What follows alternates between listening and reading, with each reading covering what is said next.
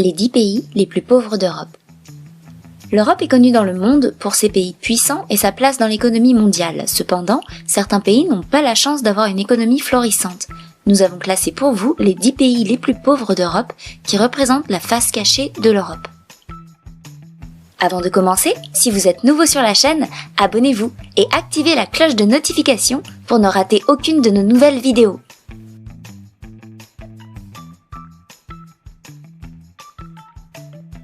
La Bulgarie est en bas du classement. Il s'agit du pays qui s'en sort le mieux malgré les difficultés qu'il peut rencontrer. En effet, le président est accusé de détourner les fonds européens par les autorités de Bruxelles. Ces soupçons ont entraîné une suspension des aides européennes versées à la Bulgarie, ce qui a rapidement fait plonger le pays dans la pauvreté. Ce pays s'en sort bien grâce à l'industrie qui représente 23,8% du PIB et emploie 30% de la population active. L'industrie continue de dépendre fortement des sous-secteurs manufacturiers, métallurgie, chimie, construction de machines, qui contribueraient à hauteur de 14% du PIB, Banque mondiale. Cependant, les secteurs les plus dynamiques sont le textile, les produits pharmaceutiques, les produits cosmétiques, la téléphonie mobile et l'industrie du logiciel.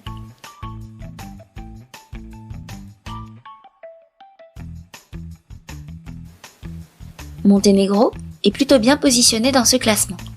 Même si son économie reste fragile, elle est en train de passer à un système de marché qui repose sur des investissements financiers, notamment dans le secteur de l'énergie et le tourisme. L'économie dépend également de l'agriculture. Grâce à son climat méditerranéen, le Monténégro commercialise par exemple des agrumes et des olives, ainsi que du tabac, ce qui est très prisé à l'international. Mais des problèmes persistent. Gouvernance médiocre, corruption, faible indépendance des médias, crime organisé et politisation du système judiciaire qui nuit à l'exécution des contrats et au traitement de l'insolvabilité, malgré des investissements. Réseau routier et électrique déficient, entravant la connectivité régionale, pauvreté élevée, 20% de la population, sur fond de chômage élevé, 15% en 2019. Faible niveau d'éducation et d'informalité, 25% de la population active.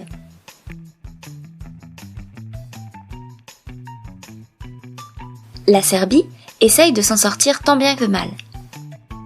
Son économie est principalement basée sur le secteur des services et l'agriculture, mais qui est fortement impactée par la météo du pays. L'industrie et l'activité minière souffrent d'un retard de développement. Pour y remédier, la Serbie coopère avec l'étranger afin d'obtenir une importation massive de savoir-faire et de machines modernes. Cependant, le pays reste gangréné par la corruption, un manque de transparence du gouvernement et la lenteur des procédures judiciaires. De plus, les jeunes diplômés préfèrent largement travailler à l'étranger.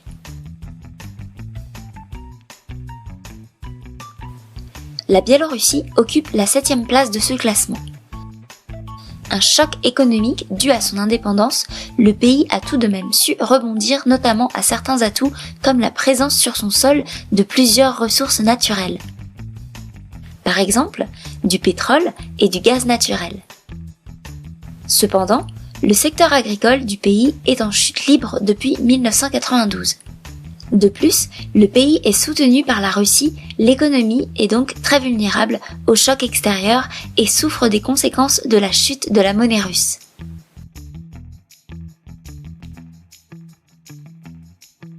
La Macédoine est un pays gangréné par le chômage qui atteint 25% voire 40% chez les jeunes. Le salaire moyen est de 400 €. Sa situation géographique ne joue pas en sa faveur. Des relations compliquées avec les Grecs à cause du nom du pays et des frontières au nord qui entraînent des conflits avec la Bulgarie. En plus de cela, viennent s'ajouter des infrastructures de transport, d'énergie, de santé et d'éducation insuffisantes, un paysage politique polarisé, des tensions entre majorité slave et minorité albanaise. Cependant, Macédoine possède de nombreux points forts.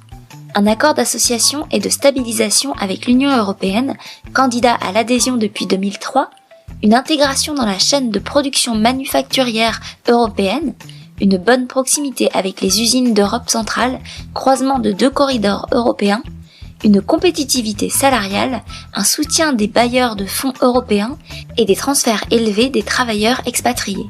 Ces points forts devraient aider le pays à obtenir une meilleure économie ainsi que des meilleures conditions de vie pour ses citoyens.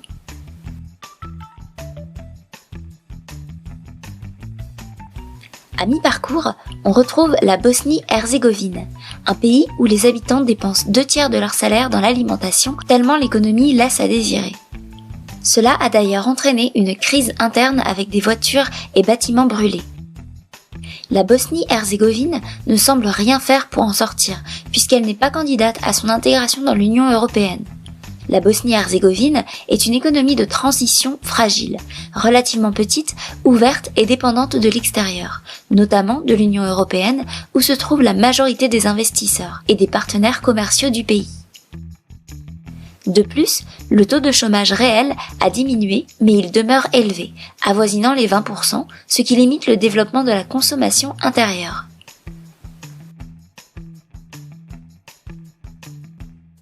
L'Albanie est quant à elle rongée par la criminalité, ce qui instaure un climat d'insécurité. De plus, l'Albanie est un pays très montagneux, ce qui ne laisse pas de place à l'agriculture. Le secteur des services est donc l'activité principale de l'Albanie. De plus, une grande partie des Albanais part vivre à l'étranger, en Italie et en Grèce notamment, et les jeunes quittent le pays pour trouver du travail et faire des études.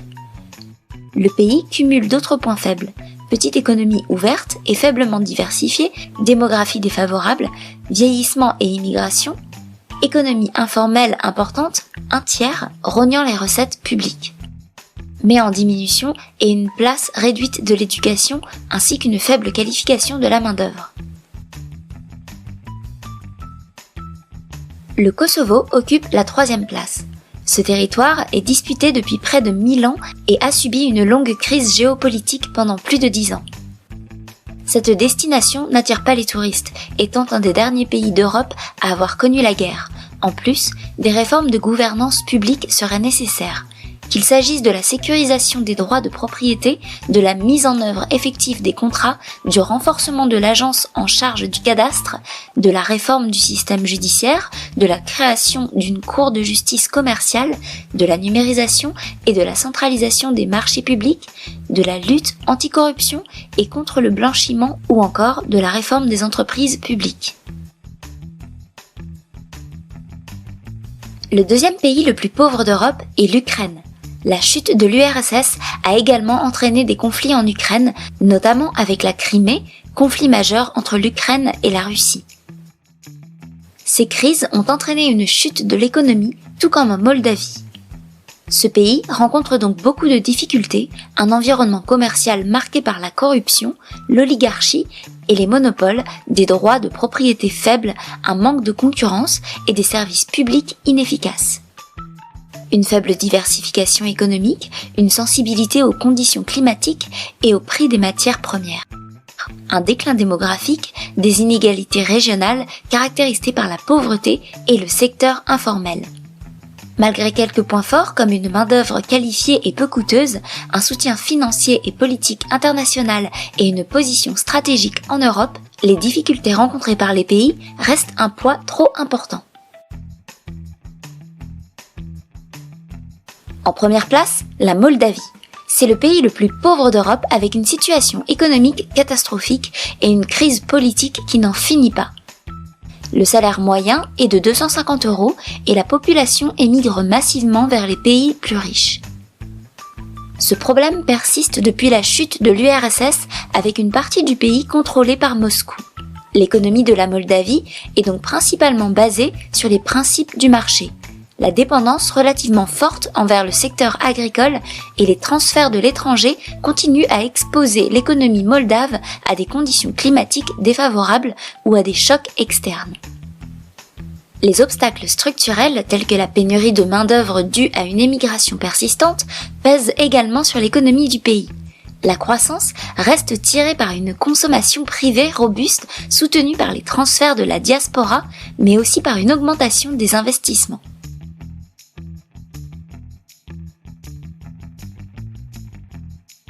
Comme vous avez pu le constater, Ces pays font tous partie de l'Europe de l'Est et ont tous connu des crises économiques et politiques à cause de la chute de l'URSS.